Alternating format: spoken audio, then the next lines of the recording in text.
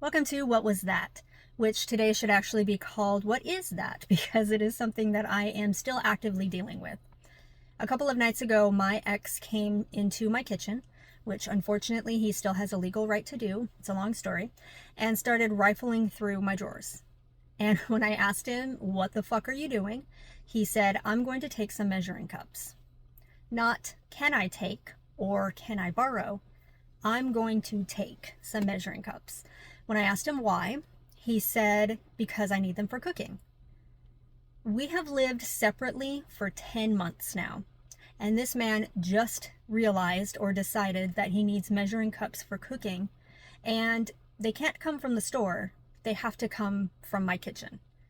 And this is just one of a series of events where he has come into the house and taken all kinds of things, from a random spoon to my Xbox One. Always ensuring that it's done right in front of me, and always trying to say things to try to goad me into interacting with him and or having an argument about it. And taken individually, a random spoon or measuring cups is silly and annoying.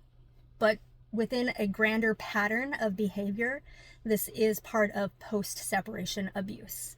A very common misunderstanding that people have is if you're in an abusive or a toxic relationship, you should just leave and it'll get better. This is not the case for a lot of people.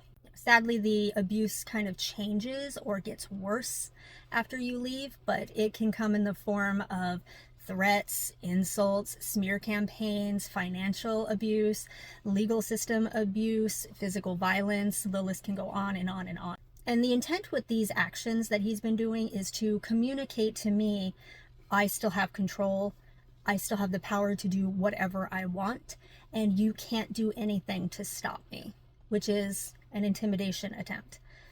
And I posted a video a little while ago talking about how sad I was that the kids and I were going to have to move from this house because my ex is actually getting the house. But now I kind of am counting down the days until I can have a place where he doesn't have a legal right to enter. And this is a really common effect of post-separation abuse, where it kind of keeps you in a holding pattern of praying and hoping and counting down the days for when it might be able to get better. So if this is something that you've experienced or are experiencing right now, please know that it is still abuse, whether you are actively in a relationship with this person or not. You can and should start doing things to try to secure your own safety, document every single event, and reach out to a local domestic violence shelter and or the national hotline to start getting more tips on how you can protect yourself.